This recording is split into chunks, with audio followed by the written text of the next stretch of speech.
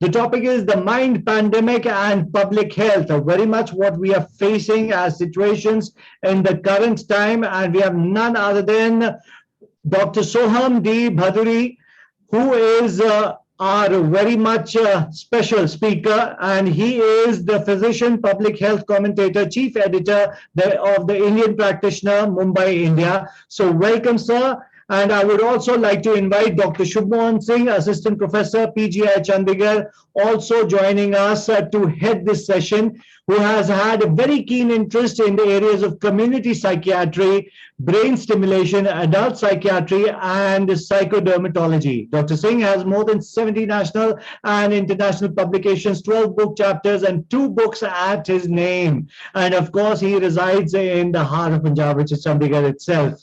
So, with that being said, sir, welcome, Sat Sri Akal, and Dr. Shubhmohan, it's over to you, sir. Thank you, Anirudh. I love your style, and it's lovely listening to you. And okay, so today it's my pleasant privilege and pleasant duty to introduce Dr. Soham Bhaduri. He's a public health physician, and he's a speaker, and he's a writer. He has experience in health policy, financing, healthcare systems. He's also the chief editor of the Indian Practitioner. It's a leading peer-reviewed medical publication in India, as well as he keeps writing for the scientific and the medical manager at Merck Foundation. I have read a few of his articles in newspapers. He writes very beautifully, and he gets to the core of the issue very quickly. And he's written for such dailies like the Hindu, the Hindustan Times, Economic Times, Financial Express, the British Medical Journal, and also many other journals.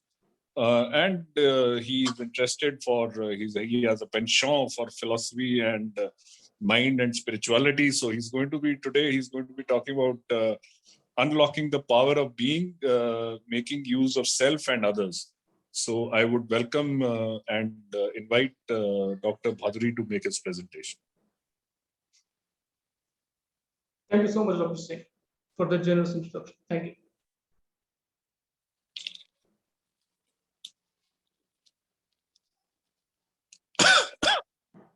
So good afternoon, everyone in attendance, and thanks to everyone, the organizers, the coordinators, the moderators, sponsors, and of course, the erudite audience that is in attendance today.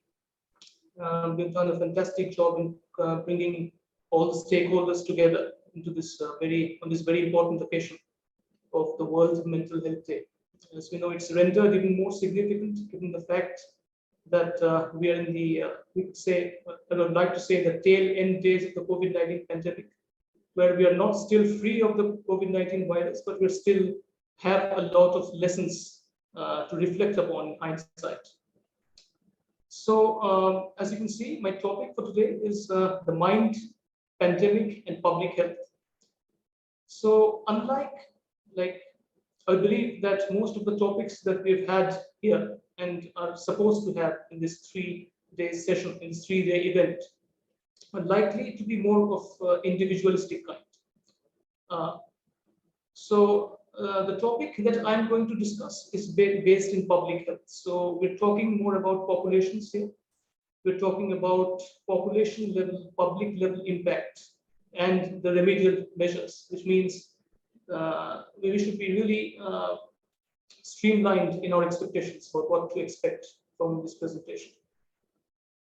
So the topic, as you can read it, the mind, pandemic, and public health. Pandemic and public health, which is the later section of the topic, it's something that we have been witnessing since the last 1.5 years, like nearly 2 years, we could say, on the global stage. So that is pretty straightforward. So when you bring in the mind into that, it becomes a bit tricky, because the immediate highlight falls upon the mental health implications of the pandemic and the public health ramifications of it. But it's important to highlight that when we include mind along with the later 2 terms here, we don't only focus on mental health, part of public health or public mental health in that case, but we also focus on the overall psychology of the public health system, because At the end of the day, it is the mind, be it of the policymaker, be it of the various stakeholders, who is driving this public health system. So we're going to discuss both the mental health, public mental health, as well as psychology of the health system. And thirdly, like before I proceed with the presentation proper, I would also like to mention that this presentation that's going to follow is largely on a conceptual level. Like I've tried to introduce bits and specs of data wherever I could, but I believe a conceptual discussion at this point is much more worthwhile. So, all right, so we could just proceed with the presentation and get started with it. We have the next slide. So here I have enlisted the 4 major heads that we're going to talk about today. As I mentioned, the public mental health part and the psychology of the health systems part. So these 4 points actually straddle both these domains. So first point we're going to talk is the health and the healthcare seeking behavior during the pandemic. Healthcare seeking behavior is largely a term that is rooted in sociology and public health. We're going to come to it later. The second point here is that which pertains to healthcare workers, and which is, of course, the prime focus of the event that we're organizing here.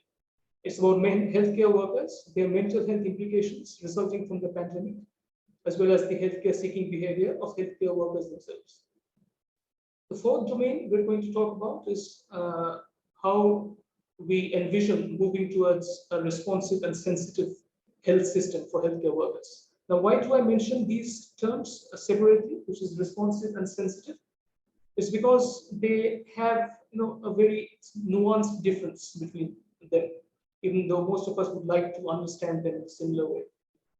The fourth domain is the psychology of the national health reform. Now, this is something which is purely of public health, and it is something that is very close to my heart. So it's something that I've kept for the concluding part of this presentation.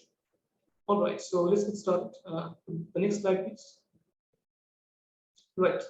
So before we move on to the prime domains, so the 4 domains that I've discussed initially, let's to have a look at this context, at the context that we have for us.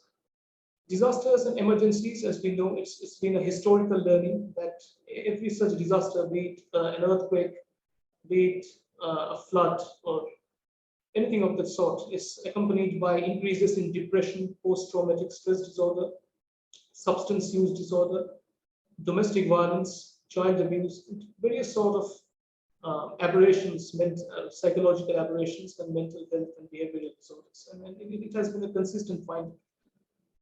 We have had this finding during the SARS epidemic of 2003, during the MERS outbreak that happened later.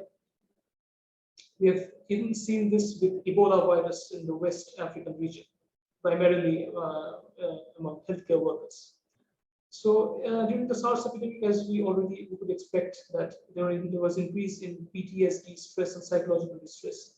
Similar ramifications are expected or have already been found in case of COVID-19, both in the short term and the long term. In the short term means during the COVID-19 pandemic itself, the acute effects of the pandemic. And the long term, of course, involve the sequelae that last for many years. So a World Health Organization survey across 130 countries between June and August 2020 showed that the pandemic has disrupted or halted critical mental health services in 93% of the countries worldwide, even as the demand for mental health is increasing. Now, this is of course, it sounds frightening, it's petrifying, because 93% of countries is not a joke, and we're looking at countries that had already had a mental health care sector that has been in very, very poor shape, and which involves India as well. And of course, if you were to come across this survey and peruse this in detail, you'd find that different sectors or different segments of mental health care services have been differentially affected in this. But of course, I think this third point summarizes the gravity of the problem. And as I just mentioned in the fourth point, we know that the low and low middle income countries are the most vulnerable to the effects of the pandemic. The demands are high, of course, due to larger populations, due to adverse conditions existing at these places. Less resources to address the high demands in the sense that it's not necessarily a manifested demand, but an actual demand that may be hidden. A weak pre-pandemic healthcare infrastructure, of course, it's something that we all are familiar with. Globally, most of these low and low middle income countries spend less than 2% of their national health budgets on mental health. So the situation is obvious to everyone. And of course, the poor behavioral patterns, which is soon going to follow. What is health behavior? So this captures the context. We're going to next look at the positive side of the context as well. Next slide, please. All right, so there's hope as well, as is always the case, and we'd like to believe. What we have shown here is that is a classical health production function that is a very important concept in health economics. So without going into the nitty-gritties of it, we could just, and even ignoring the alphabets on the horizontal and vertical axis, we could just focus on the curve that is given here. This curve that is between the horizontal and vertical axis. So what's happening here is that if you see the early part of the curve, it shows a rising part. And when you look at the later part, it's a flattening part. In the early part of the curve, if you observe, with an additional input, which is the horizontal axis, if you increase the input from, say, 1A to 1B, IA to IB, you would see that the output increases by a great margin. This is not the case if we would hypothetically have drawn a line at the flatter part of the curve. Maybe if IA and IB were shifted a little further on the horizontal axis, we would find that the returns or the output that comes from this additional investment, it's not that high because it has plateaued. So the good news in terms of developing countries is that they lie in the earlier part of the curve, the former part, the rising part.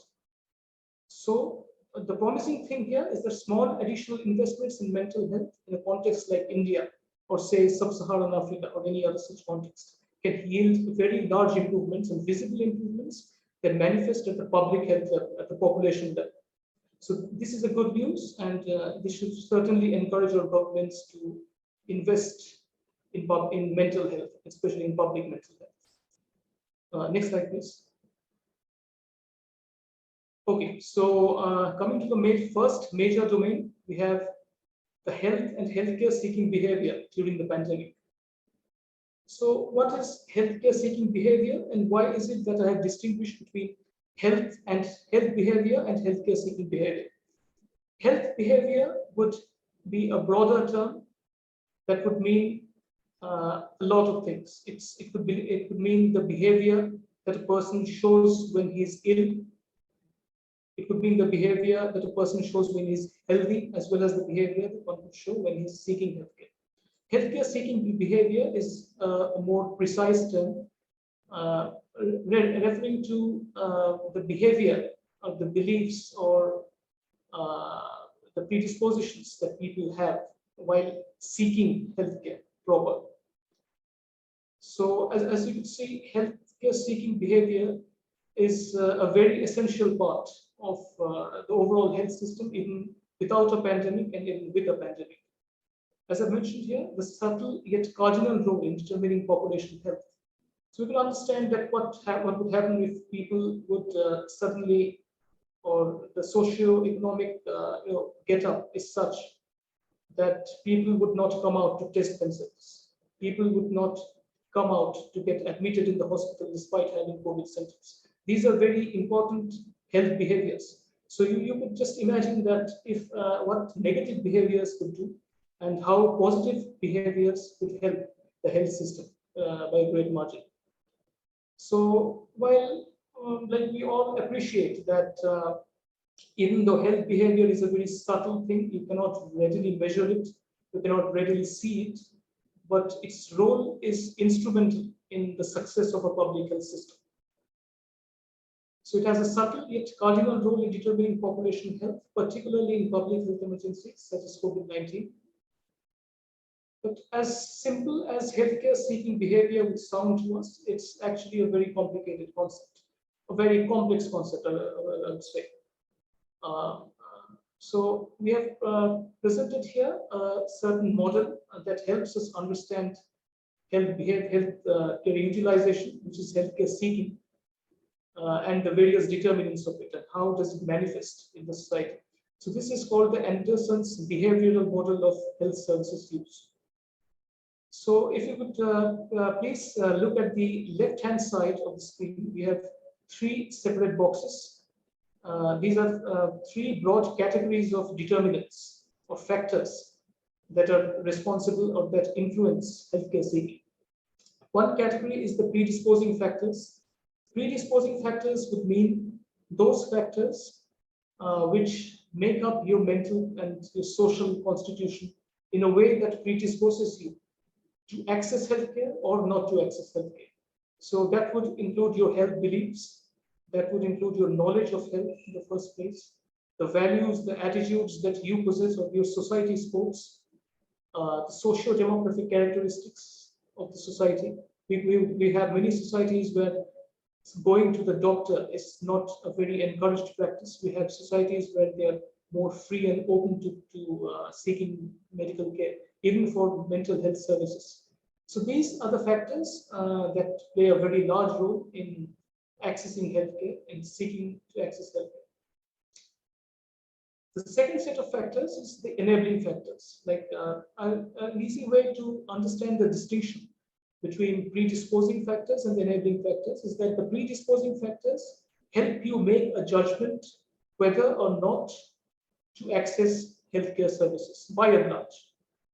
Now, once you have made a decision whether or not to access the healthcare services, the role of enabling factors comes into play. Enabling factors are those which are of course very crucial, because after you have made a decision to access healthcare or seek a healthcare provider, you may be constrained because you do not have the transport. You may be constrained because you don't have the money or even a healthcare provider in the vicinity. So these are the factors which are called enabling factors. We should remember that these enabling factors could as easily become the disabling factors, which is access to health information or financial capacity. If you don't have these, of course, nobody is going to be able to access healthcare services. The third point is the need for care factors, which is, of course, you need to perceive, even if you are okay with the former two categories, you need to perceive that you need to visit a healthcare provider. So the important factors here would be the self-reported health status, chronic conditions, perceived risk of illness, which leads you to the doctor, the perceived severity of this condition. So all these three categories of factors together determine whether an individual is going to access healthcare services or not.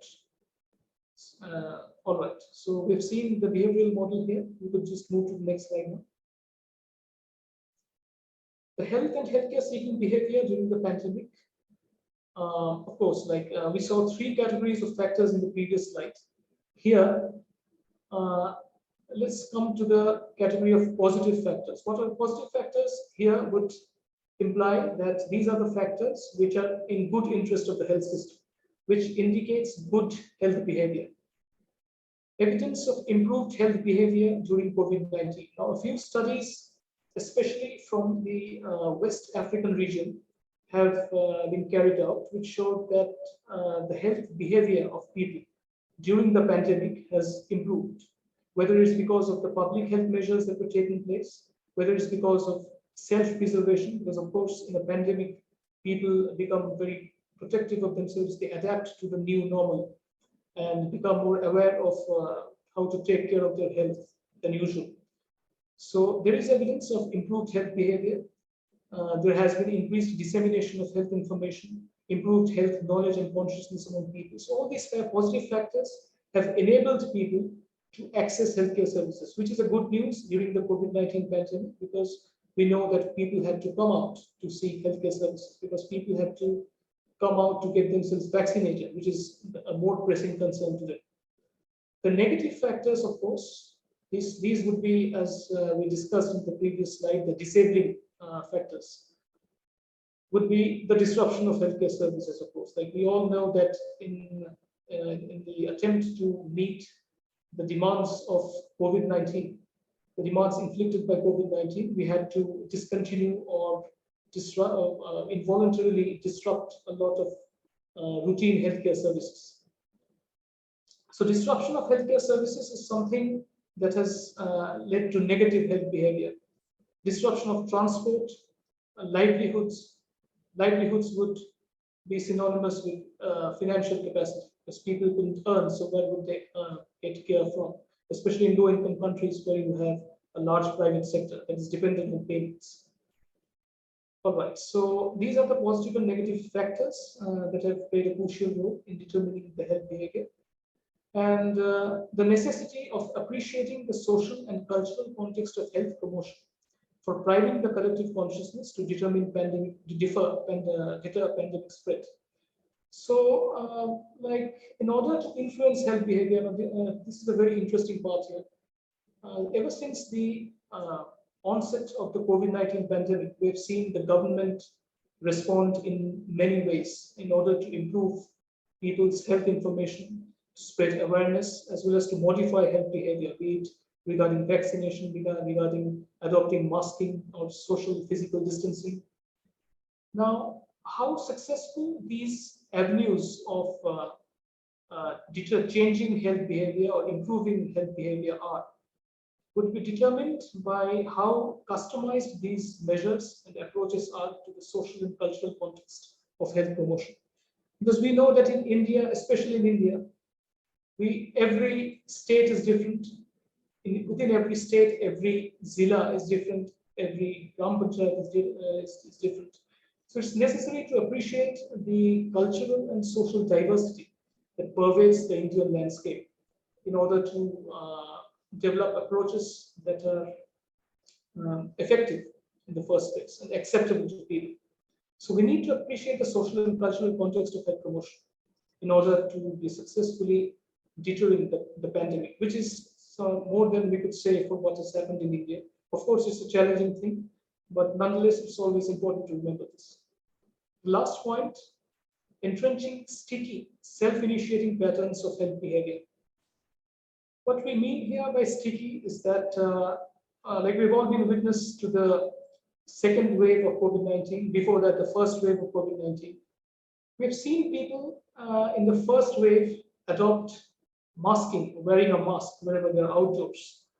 In the second wave, even though whether it has a positive role with the second wave or not is debatable, but people actually diminished in terms of their health behavior a lot. A lot of people have blamed this on pandemic fatigue, that people are not ready anymore to stay indoors or wear masks, which is a cumbersome thing for many. But this is something which is not expected, because that would imply that the threat perception of the community has declined since the first and to the second wave.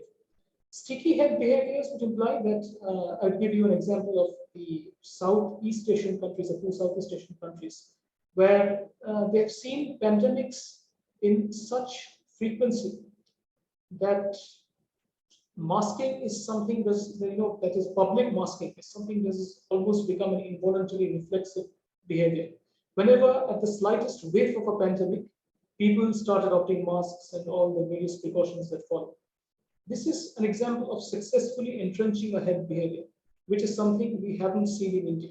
We need more contextual approaches, stronger approaches in order to embed this, because as you always know, COVID-19 is here to stay, and we don't know for how long. So we have understood in these two slides that health behavior is a very crucial determinant of the pandemic to break or make the pandemic response. Okay, so we'll now move on to the next domain. The next slide, please. The next domain is with regards to the healthcare workers, the mental health implications, and their health-seeking behavior. Just a second.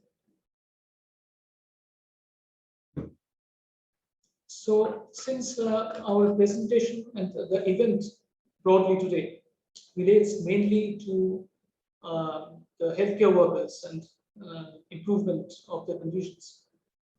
So let's get started with this. The high prevalence of depression, anxiety, post-traumatic stress disorder, and sleeping problems among healthcare workers during the outbreak of SARS. Now, this is a study on SARS, the outbreak that took place in 2003. 2003, right? Of course, like we have to understand that during SARS, the attack rate among healthcare workers was very high, which is not as bad in the situation of COVID-19. But however, we also have to appreciate that during SARS, the SARS pandemic, or you could say epidemic, at that point wasn't as widespread, neither was it as prolonged as COVID-19 is. So, of course, COVID-19 has its own strengths in that matter. All right, so similar experiences from the Middle East respiratory syndrome virus, the West African Ebola outbreak, especially during the West African Ebola outbreak, the psychological implications of the pandemic, or dealing with the pandemic on healthcare workers, was very profound. A high prevalence of moderate depression, anxiety, and the post-traumatic stress disorder among healthcare workers during the COVID-19 pandemic. This study is relatively new. It's a systematic review, basically, across 21 countries, if I'm not wrong. And this has indicated that there is considerable prevalence of these mental health conditions among healthcare workers.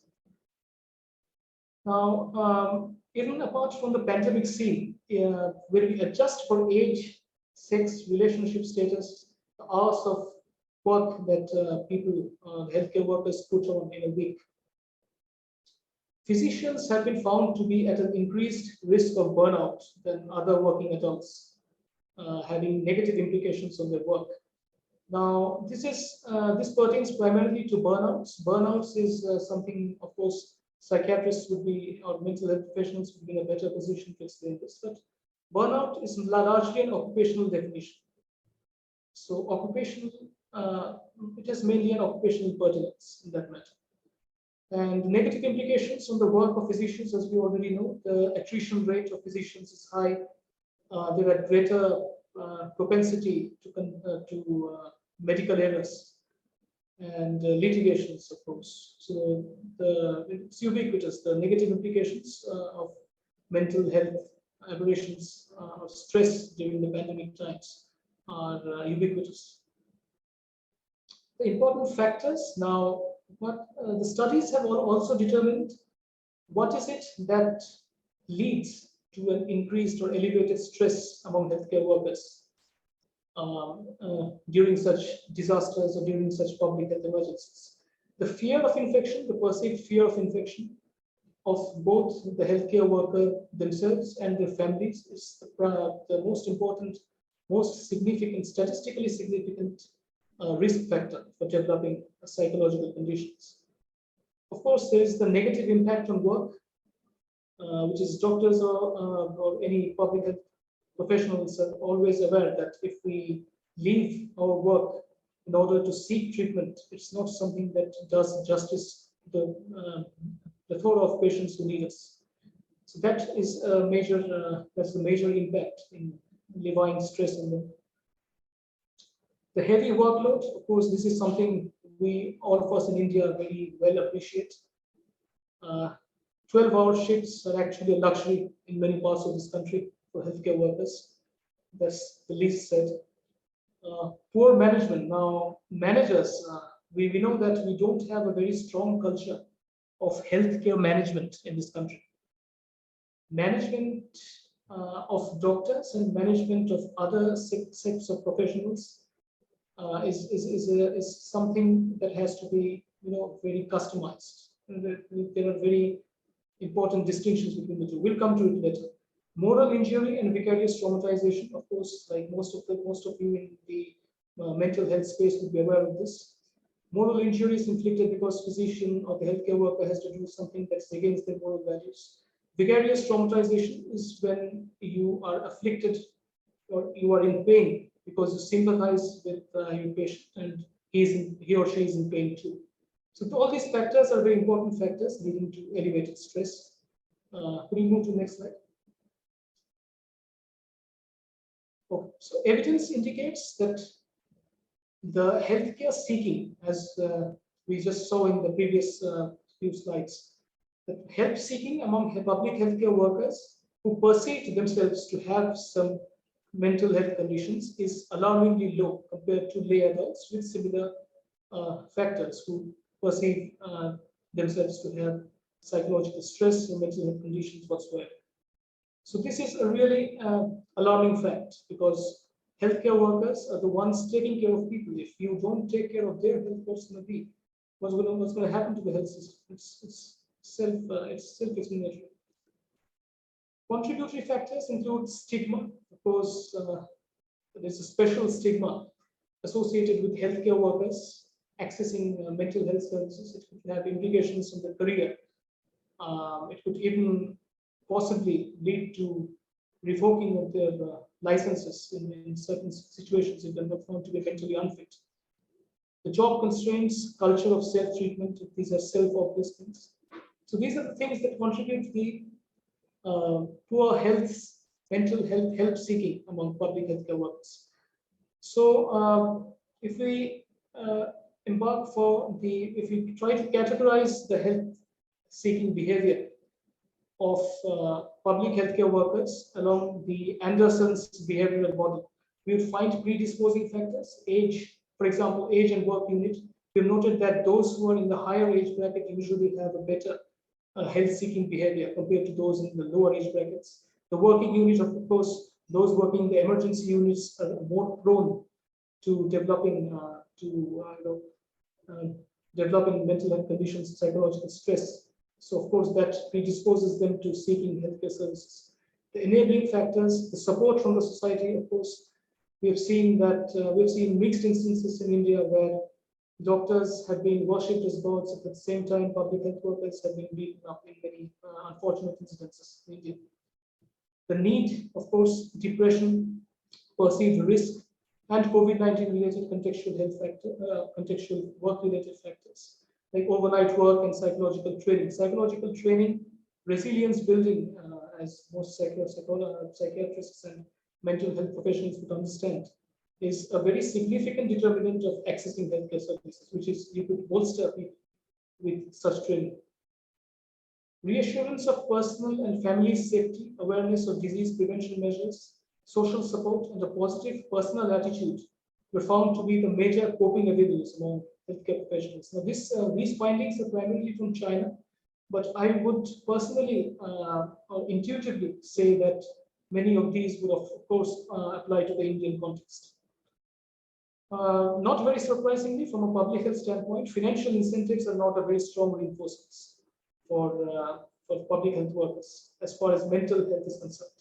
Recognition of work, a very major reinforcement. So this is something that governments and people equally should note. Next slide, please. Okay, so towards a responsive and sensitive system for healthcare workers. So we've come to the distinction between responsive and sensitive. It's a very nuanced definition.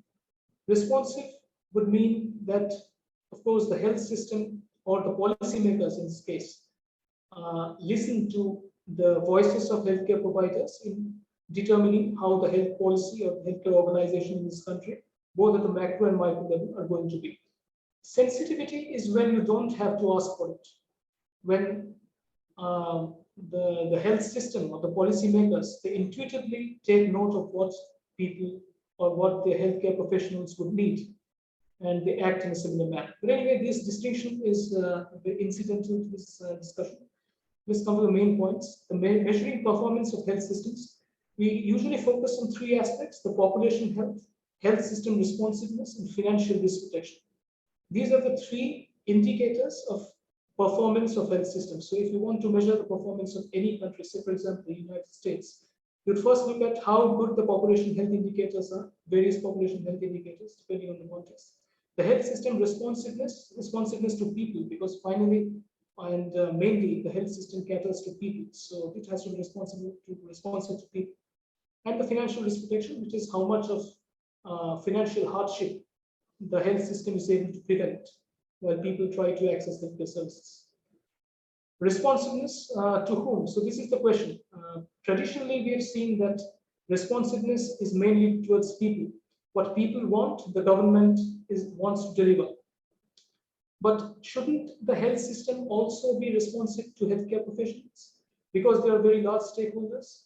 And no, the most important reason for that, for this responsiveness, would be that the larger chunk of healthcare funding and budget in this country or in most of the countries is spent on healthcare workers. So if you're spending more than half of the budget directly or indirectly on healthcare workers, there is every economic justification to improve systems responsiveness to healthcare workers' needs and expectations.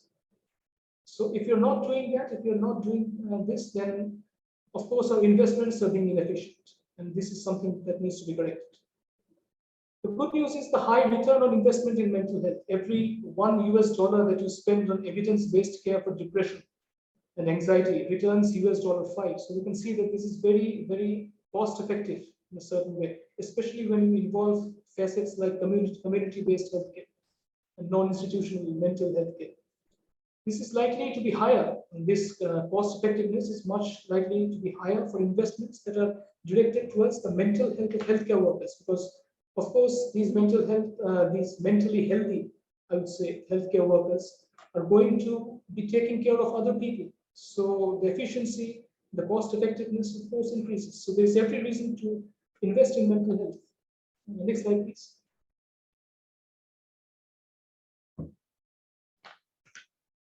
All right, so towards a responsive healthcare system for healthcare workers, the elements for building a health worker responsive health system. Now, bolstering the public health system, of course, the foremost, the first, and I would say the most consequential part is nothing but there's no shortcut around it. You have to improve the public health services, the public health system, including the mental health services. And within the public health system, we need to mainly focus, of course, on the healthcare workforce shortage, like the projected shortfall of 18 million healthcare workers by 2030, mostly in low and low middle income countries. Now, why we emphasize on public health here, public health system here, not the private healthcare system, is because, of course, especially for mental health, we don't really have a very good private market in place for mental health care services, be it due to the less demand, be it due to the stigma associated with mental illnesses. The second point would be, as we just discussed, to give a greater voice to healthcare workers in matters of health and organization policy, decision making, evaluation, and implementation. This is called co-production. Co-production is a term that has been used to denote a situation where both healthcare providers as well as patients together contribute to designing the health system. Cultivating a supportive organizational culture, incorporating evidence-based interventions. Now, I would cut it a bit short here, given the time constraints here, that we, of course, mental health professionals, psychiatrists would be in a much better position to talk about self-care or help-seeking, stigma, and all these things, which me being a public health specialist doesn't qualify me to discuss in detail. But what we also need to note is that these self-care interventions on an individual level are made a part of the organizational culture, at least the larger organizational culture that pervades this country. And unless this is cemented into it as a norm, we cannot really expect great outcomes at the population level. Appropriate health management and leadership education, which addresses the power relations in the healthcare domain. As I just said, health management has to be distinguished from ordinary management, because the power relations in a hospital, if we go into detail into the health economic concepts, you understand that physicians and the management form two almost equal power centers in any hospital or any healthcare institution for that matter. So the dynamics of them are very different. And unless and if we don't manage healthcare workers properly, the implications in form of psychological disturbances are going to show clearly on the surface. So this is an important thing. During emergencies, we need to prioritize promulgation and implementation of the health manpower policy. of course, because we have seen what has transpired during COVID-19. We have seen healthcare workers being denied testing because they would be unavailable and there would be shortage of manpower. It was actually a very significant finding that we found earlier this year in one of our researches. It was an incidental finding. We noted that many healthcare workers have been denied testing or denied a sufficient duration of quarantine in order to bolster the manpower. So this is something that we need a white paper on, a manpower policy, especially during emergencies. And finally, of course, the pan-sector advocacy for mental health of healthcare workers. The advocacy part cannot just be limited to a sector of psychiatrists or psychiatric associations or say public health workers.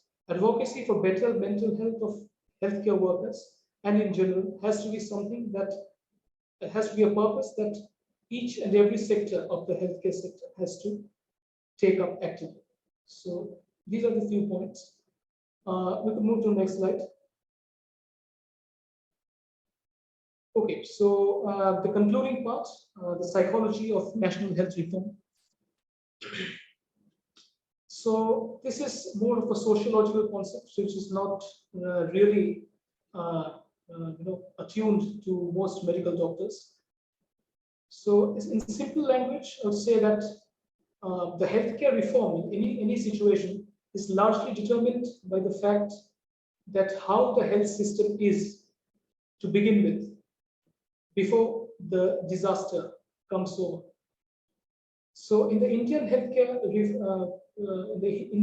situation, many have been anticipating that COVID-19 would lead to a very strong healthcare system and everything would be great after COVID-19. But the past configuration of the health system, which is a strong private healthcare sector in India, is going to be a major determinant of how reform evolves in the COVID-19 aftermath. The choices made during and following the pandemic are crucial for determining the trajectory of Indian healthcare sector, be it public versus private, primary or specialized care. So this is a window of opportunity that this pandemic has created. You need to take very, very informed and thoughtful measures right now, because whatever decisions we take now are at the end of the day going to determine the larger shape of the healthcare sector that is to follow after this pandemic. It's a window of opportunity to strengthen public opinion in favor of health reform, shape public opinion in favor of the right reform, and cement an institutional culture and societal culture that is conducive to good mental health. And as we just see from the concepts of path dependence, these changes which we institute during the pandemic, the decisions that we take during the pandemic, are going to have long-term implications. And these changes, these reforms, if strong enough, they're going to self-perpetuate. And in a later time, at a later point of time, they are going to get cemented and well entrenched into the healthcare sector. So we will all understand how important this window of opportunity is. And finally, coming to the mental health part, there's a crucial role of the immediate post-pandemic period, which you could say, like I would be afraid to say it has already begun, but I would like to wish that's the case. Crucial role of the immediate post-pandemic period in cultivating mental health resilience among healthcare workers, because the current pandemic has given us a lot of lessons. In the immediate post-pandemic period, the healthcare workers, the organizations at larger level will be in a much better positions to ruminate, reflect, and cogitate, and find out how we could develop better mental health resilience overall as a system. And all sorts of mental health support instruments has to be made available during this time. Next slide, please. All right, so concluding my presentation here, I'd just like to cite a quotation from one of the clinical psychologists that I found interesting. They're exhausted and going through compassion fatigue. They had to bottle up a lot of emotions. They're used to it perhaps, but not to this scale. So it is very important for healthcare professionals and other frontline workers wanting to talk about it and seeking help in early stages before it aggravates to depression, self-harm, suicide-like situations. So it's very important that we as healthcare workers seek help, go out actively. because we should not forget that even the person we're seeking help from is somebody who's at a great chance of seeking help themselves. So with that, I would like to conclude. Thank you so much. I hope this was an interesting session.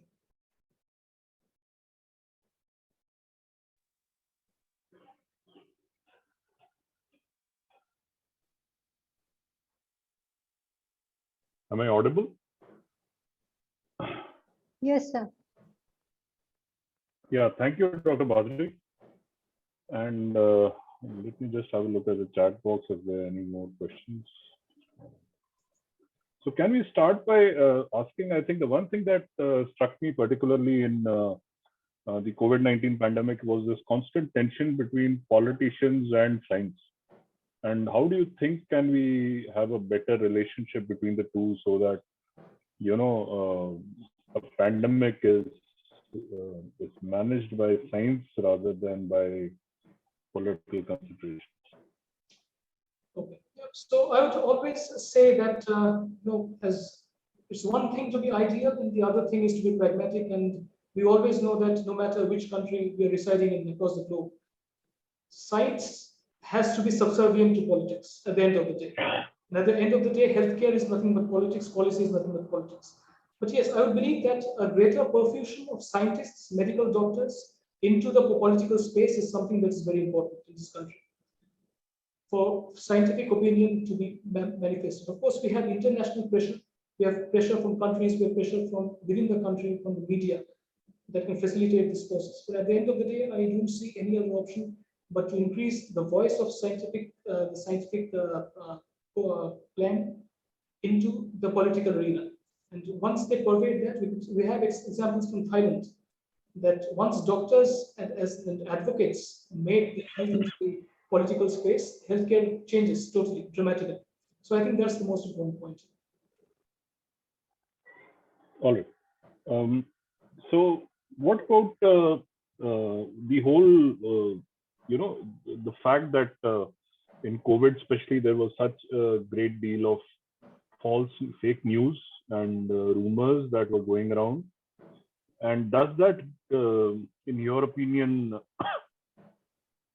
indicate a certain lack of, scientific temper, or is that more indicative of the fact that people by and large have lost trust in, institutions, and they don't feel that, institutions are for their benefit, and the fact that they can be equal partners, because I personally always felt that many times the very fact that conspiracy theories and fake news becomes so has such traction is the fact that it reflects a certain lack of trust at the basic level, that people, consumers of healthcare, do not feel that healthcare systems represent their best interests at heart. What is your opinion about that? Exactly. So yeah, loss of trust is something that is really concerning. Loss of trust can happen due to a number of reasons.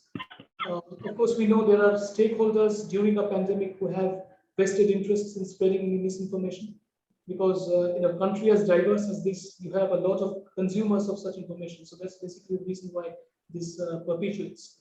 But about the trust part, I would say that the trust building among people towards the institutions is something that is very, it's at a fledgling stage in India. Not many people understand science, and even if they do, they find delight in spreading misinformation or accepting misinformation. So first thing we should focus on is, of course, regulation of the media, and it's important for the media to get scientific itself, because they are the major disseminators.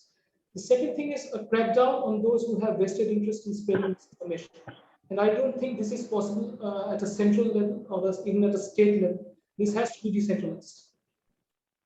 So the Gram Panchayat of the Zila Parishad has to assume the major role in countering misinformation, I believe. And people if you exclude this part, people on the other hand, we are looking at people who haven't yet developed a good amount of trust in system states because they don't understand it. So that leads me to another related point about censorship. This was raised in the chat box as well. How feasible or how important do you think it's a relevant or a valid approach? First of all, is it justified, or does one have to tread the narrow path of science and nothing else, and just start with the idea that information has to be free first of all? Censorship, like, did your question refer to censorship, Dr. Singh? Yes, yes. Right. So, censorship is something that, of course, is going to be a very controversial thing in the current Indian context, because there are going to be supporters among the media, there are going to be detractors among the media. But yes, of course, during public health emergencies, a lot of exceptional legal instruments come into play. We have seen this with compulsory licensing. We have seen this with the Epidemic Act. So I don't see a real problem in censorship as long as it is justifiable by the government during the time of the public health emergency as such. But of course, as you know, censorship is as much as somebody would affect it, it's very difficult to implement in a country like India, with so many people, with so many outlets of information. So censorship isn't the only instrument that we could rely on to counter misinformation. It has to go through people. And the more decentralized these measures are, the better.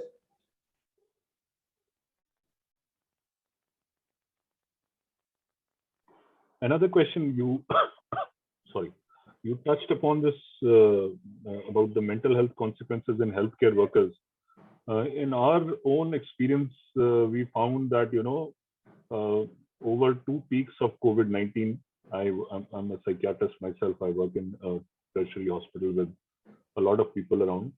But we found that the kind of the utilization of healthcare services or mental health care services did not appreciably change, with regards to not just patient population, but even healthcare seeking population. If anything, I personally found that at least in the second wave, people who were involved in direct frontline care were actually in better spirits and were doing pretty all right. We expected a lot more mental health problems, at least in the acute or in the immediate, context of COVID-19 peaks. But that is not how it really panned out. So what is your opinion about it? Yes, exactly. That's what, like, we can talk with respect to the general population first. But of course, the demand for mental health care services is quite less, which is quite anticipable in any low-income context. Be it the stigma. Stigma is something which we have fought a lot, but it hasn't yet reached the village. Stigma and non-availability of mental health information. Like a lot of people are still don't appreciate that these are actual biological and psychological aberrations that require assistance. We all know this already. As far as the healthcare seeking is concerned, we will need a study. Basically, we need a research that compares the situation before and after the pandemic.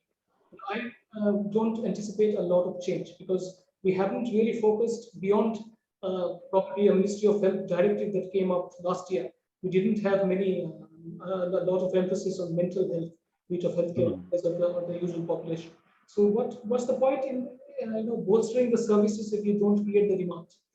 And this is going to be the worst, even worse if you rely on a private sector because you have to pay for it. So yeah, so there's a lot of problems to deal with. Is there any? Do you think that there's any sort of merit in tailoring mental health and even health promotive strategies across urban and rural areas, or in different cultural groups, or in languages, or linguistic, or religious groups, or whatever? Right. So what is? What do you think about that? Yeah, right. Yeah, of course. Like as I mentioned about decentralization, we have to tailor this with respect to every community. The second important part is that we should look at a broader spectrum of mental health care workers, which derived from social sciences, anthropology, along with that assist our frontline workers in form of psychologists and psychiatrists, because understanding cultures would lead us to customized strategies. And we also have this issue with decentralization, that the bodies, the decentralized bodies, which is the Gram Panchayats to start at the most foundation level, have to be strong enough to be able to deal with this. We can't have weak bodies and try to implement decentralization. So there is a lot of work to do, but I think we should get started here, because the good thing about decentralization with respect to health is that unlike many other sectors, say for example, manufacturing, industry, there have been proposals to decentralize many of these sectors. But healthcare sector is something that suits decentralization the most. If you look at other sectors, the village level would be a very small level. Yeah. Apply measures at such a micro level is not really feasible, even though it sounds good in theory. But in health field, I think decentralization is very much feasible and possible. And it's possible with the cooperation of the community, which we have found in our experiences that it comes along readily. The cooperation comes along readily from people when they understand what we're trying to do. So this is important. Yeah. So I think we are running short of time. I'll just ask one last question. How do we get at a sort of a structural level? How do we get a greater input from arts and social sciences in medicine and health policy? I think that is something that is lacking, because I mean, I personally feel that within the bureaucracy and the politics, science is lost, and arts and social sciences are lost even more. I mean, they just don't,